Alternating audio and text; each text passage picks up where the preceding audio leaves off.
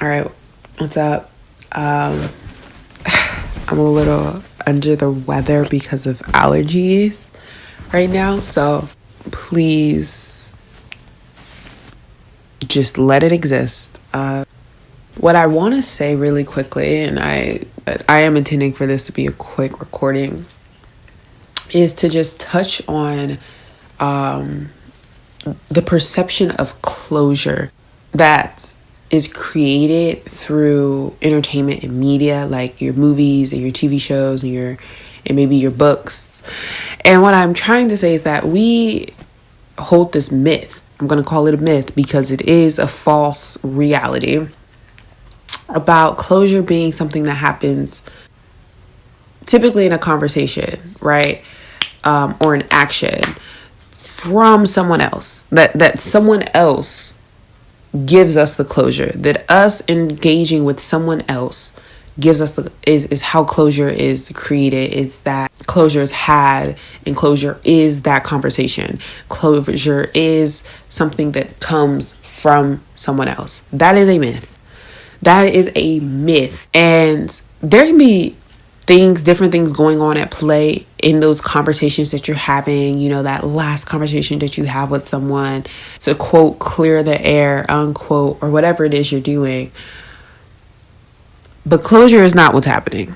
So what's actually happening is clarity. I think by and large, it's clarity. It can be clarity on, hey, what were you feeling when this fight happened, this argument happened? It can be clarity on resolving a conflict. It can be clarity on seeing if you still hold power over this person or if this person still holds power over you. Manipulation. That's what it can be. It can be a lot of clarity, a lot of information gathering. However, that is not closure. The closure, in my experience, happens in a conversation, multiple conversations with myself. Closure comes from within. Closure comes from myself. And we are mistaken when we think that, and I was very much mistaken when I thought that I just needed to say my piece. I just needed to let him know how I felt. I just needed to say all of these things that I had felt but never said before. And I just needed to get it across. And I just needed to say this, or I just needed to this, or I just needed to that. That, to me, was my idea of closure. It's not closure. There have been many last conversations that I've had with people, whether it was a budding acquaintanceship, a budding friendship, or a budding romantic relationship, where it's like, actually, we're going to part ways. And that conversation only provided clarity. The closure came from a lot of internal work that I did after that point. The closure came from my shadow work, my self-awareness of my habits and behaviors and the motivation behind them, the root message that I was carrying forth into my present life and present day. The closure comes from repairing my wounds. The wounds that are left behind from that relationship, the wounds that actually have allowed the pattern of behavior to exist that would have even made it so that this person could come into my life and do the damage that they did and add and compound to the damage that's already existing in me. The closure comes from the shadow work and the ego work. Ego is big here, and our ego is very much wrapped up in this false understanding, this myth about what closure is, when we think that, it can come from our conversation with someone else. No. Your spirit has to learn that closure comes from the conversation with your spirit. Closure comes from the conversation with yourself. Your ego has to learn that too.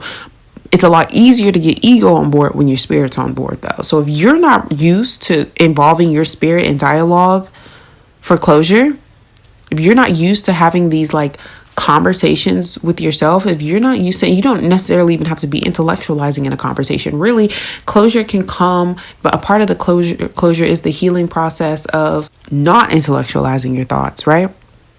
Not trying to use logic and rationale to make sense of what you feel and what you have felt. There is healing and closure in acknowledging that this is how I feel right now.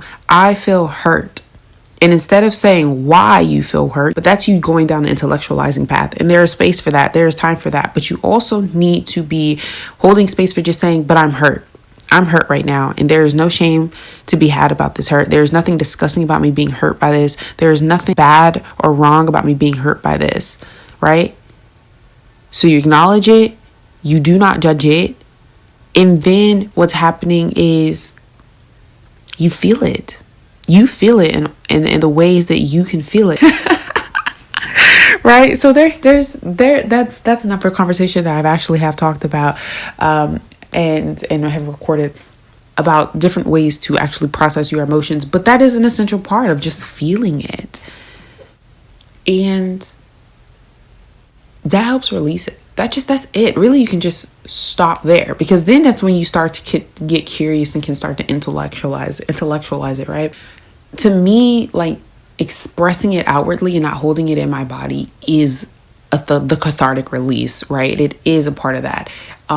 Is it the only thing that helps me release that emotion? No, because that emotion will just recycle itself. It'll just keep coming back up if I don't take the time to also intellectualize it. However, if I don't take the time to cry about it and release it, it's also going to be intense. So what happens here is that a full release requires both intellectualizing and like somatically navigating an event, an emotion. And what somatically navigating it allows me to do is to decrease the intensity of that emotion every time it comes up as I take myself through the somatic process.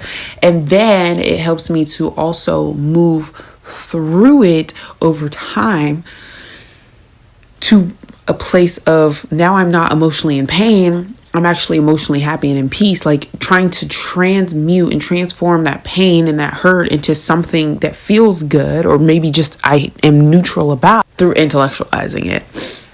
And that's really all I wanted to say, is that essentially there is clarity and there is closure.